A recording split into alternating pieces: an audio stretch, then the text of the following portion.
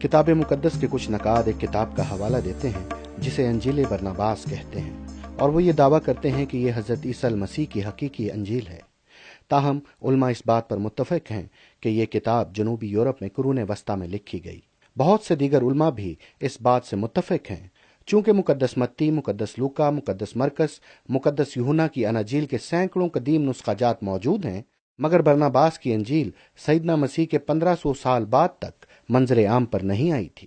مغرب کے ایک معروف مفکر جناب سرل گلیس درج ذیل الفاظ میں تبصرہ کرتے ہیں، جہاں تک انجیل برناباس کا تعلق ہے، اس میں کوئی شک نہیں کہ یہ قرون وسطیٰ کی پیداوار ہے۔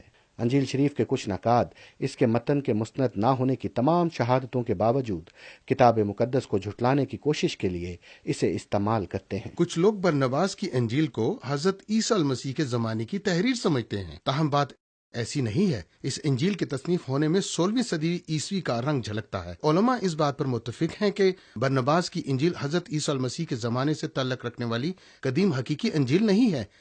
ہم یہ بات اس لیے کہتے ہیں کیونکہ اس انجیل میں بے شمار تواریخی غلطیاں پائی جاتی ہیں۔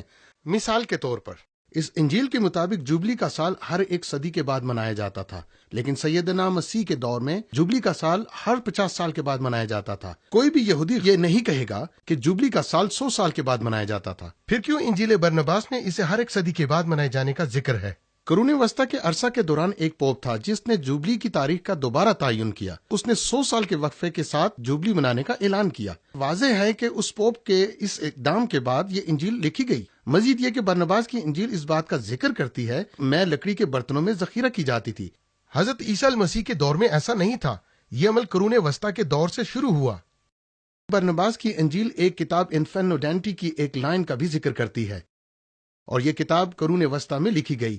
یہ برناباس کی انجیل نہ صرف دیگر اناجیل کے ساتھ تضاد رکھتی ہے بلکہ یہ کئی جگہوں پر قرآن مجید کے ساتھ بھی اختلاف کرتی ہے۔ قرآن مجید میں حضرت عیسیٰ المسیح کو المسیح یا مسیحا کا عظیم لقب دیا گیا ہے، جبکہ برناباس کی انجیل میں کچھ یوں درج ہے: حضرت عیسیٰ المسیح نے اقرار کیا کہ میں مسیح نہیں ہوں۔ قرون وسطیٰ کا مصنف قرآن مجید سے کئی اور جگہوں پر بھی تضاد کا شکار ہے۔ وہ سورہ مریم کی آیت نمبر 23 میں درج اس بیان سے تضاد رکھتی ہے کہ حضرت بی بی مریم بچے کی پیدائش کے وقت درد ذہ میں مبتلا تھیں۔